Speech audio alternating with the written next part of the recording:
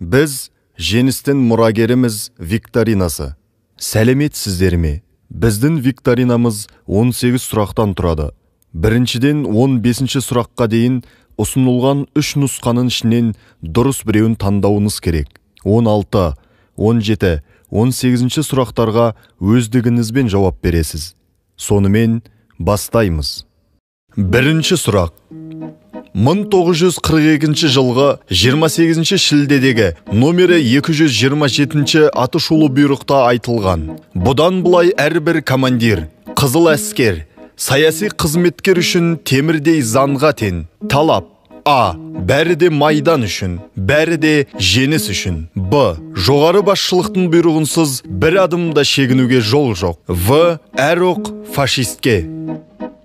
Нас не нужно жалеть, ведь и мы б никого не жалели. Мы пред нашим комбатом, как пред Господом Богом чисты. Екінші сұрақ. Фашистік Германия көздеген кеңес одағын оңай жаулау жоспары қалай аталды? А. Барбарос жоспары. Б. Тайфун. В. Далеш жоспары.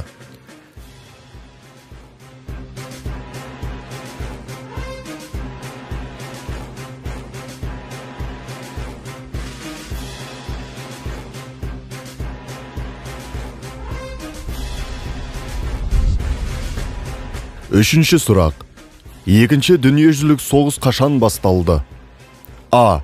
1939 жылы 1 қыркүйекте. Б. 1940 жылы 22 маусымда. В. 1941 жылы 22 маусымда.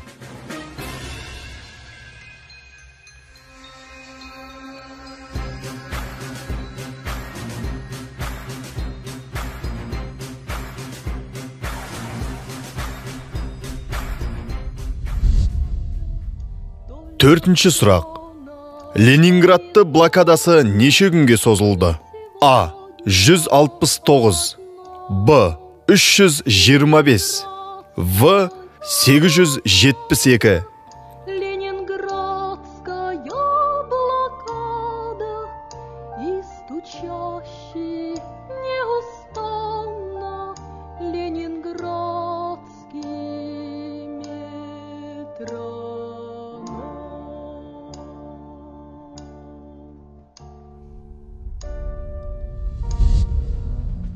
Бесінші сұрақ. Халық арасындағы атақты номері 7 Ленинград симфониясы кеңес халқы қайсарлығының символына айналды. Оның авторы кім? А. Сергей Прокофьев. Б. Дмитрий Шостакович. В. Арам Хачатурян.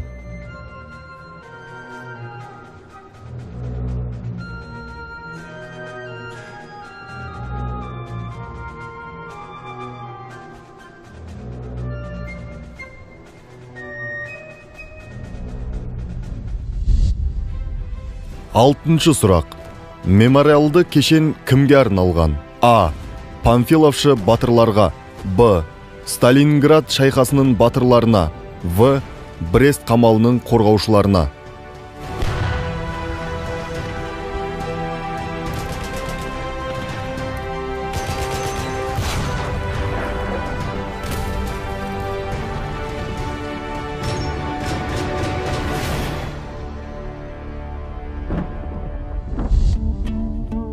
Жетінші сұрақ. Соғыс жылдарында майданға қанша қазақстандық аттанды? А. 1.200.000-ға жуық. Б. 2 миллионнан аса. В. 3 миллионға жуық.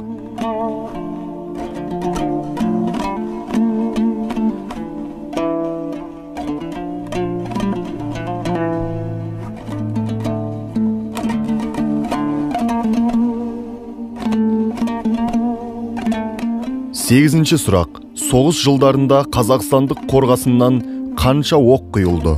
А. Әр 10 оқтың 5-еуі. Б. Әр 10 оқтың 7-еуі. В. Әр 10 оқтың 9-ы.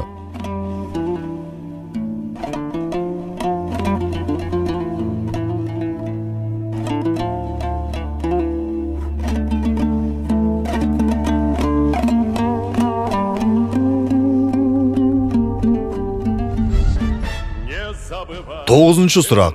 Сталинград шайқасы.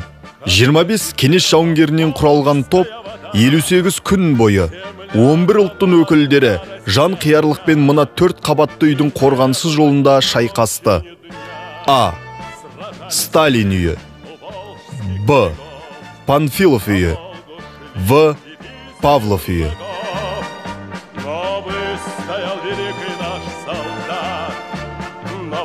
Стоял бессмертный Сталинград.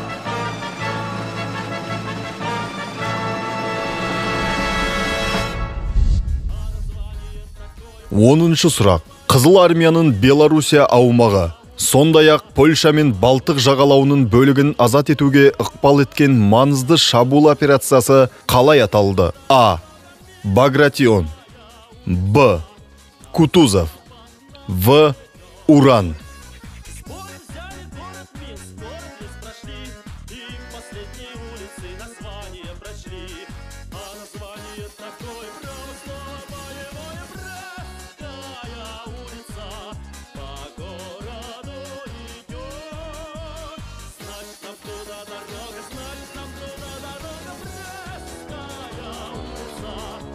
Он бірінші сұрақ. Ұшқыш. Кеңес одағының батыры атағы қайтыс болған соң берілді. Жанып жатқан ұшағын жау танкілерінің колоннасына бағыттады. А. Леонид Беда. Б. Нұркен Әбдіров. В. Талғат Бегелдинов.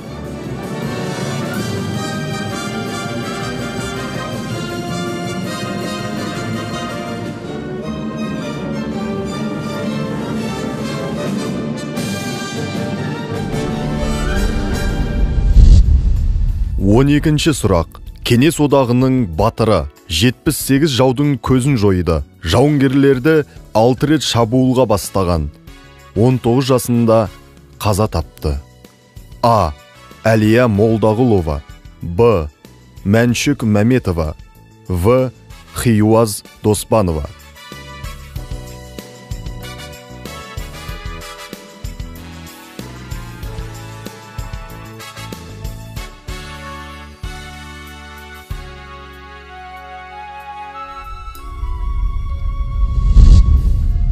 13-ші сұрақ.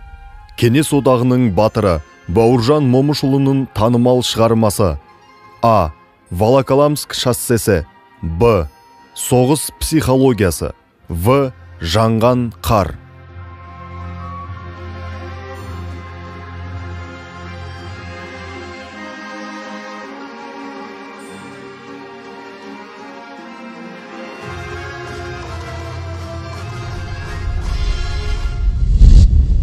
Он төртінші сұрақ.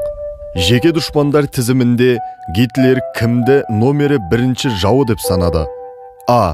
Юрий Борисович Левитан. Б. Георгий Константинович Жуков. В. Иосиф Виссарионович Сталин.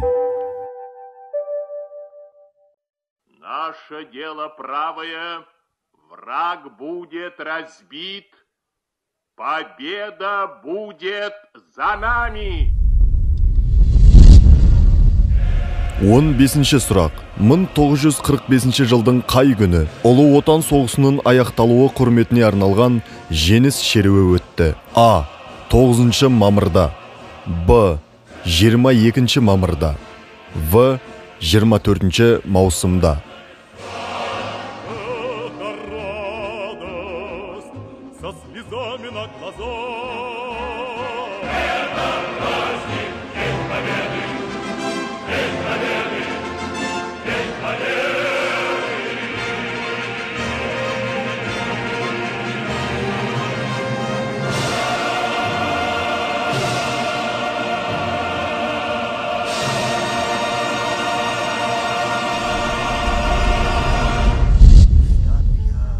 Он алтыншы сұрақ. Маутхаузен концлагері 1945 жылдың 18 ақпаны.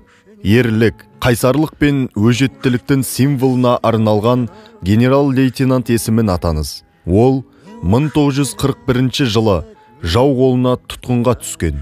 отанын сатпаған күйі ерлікпен жанын пида етті. Аяусыз қинаудан кейін фашистер оның үстіне су құйып, қақыраған аязда үсіріп өлтірген. И генерал, и рядовой. Опять весна на белом свете, опять весна на белом свете, опять весна на белом свете. Бери шинель, пошли домой. 17-ші сұрақ. 1945 жылдың 20 қарашасынан 1946 жылдың 1 қазанына дейінгі тарих соты. Басты фашистік әскери қызметкерлер тобына үкім шығарған халықаралық әскери трибунал қай қалада өтті?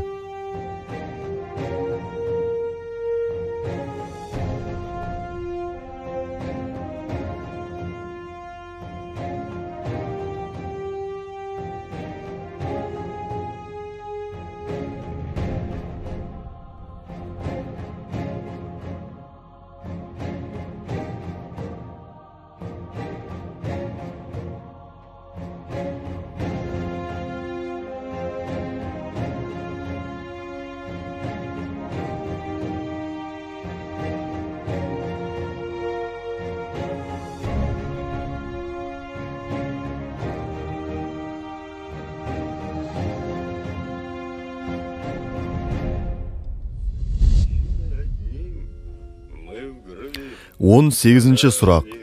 Берлин, 1945 жылдың мамыры. Суретте солдан оңға қарай. Кіші сержант Мелитон Кантария, сержант Михаил Егоров. Оң жақтағы капитан Степан Неустроев. Сұрақ. Осы суреттегі батыр жерлесіміздің есімін атаңыз. Трудный путь им пришлось пройти. Это те, кто в штыки поднимался как один, те, кто брал Берлин. Сұрақтардың дұрыс жауабын Национальная гвардия Республики Казахстан YouTube каналындағы «Біз жеңістің мұрагеріміз» ролигінің түсіндірмесінен көре аласыздар. Назарларыңызға рахмет.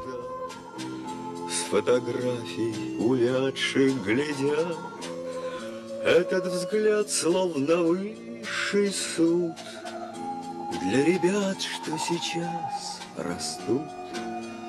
И мальчишкам нельзя ни солгать, ни обмануть, ни с пути свернуть.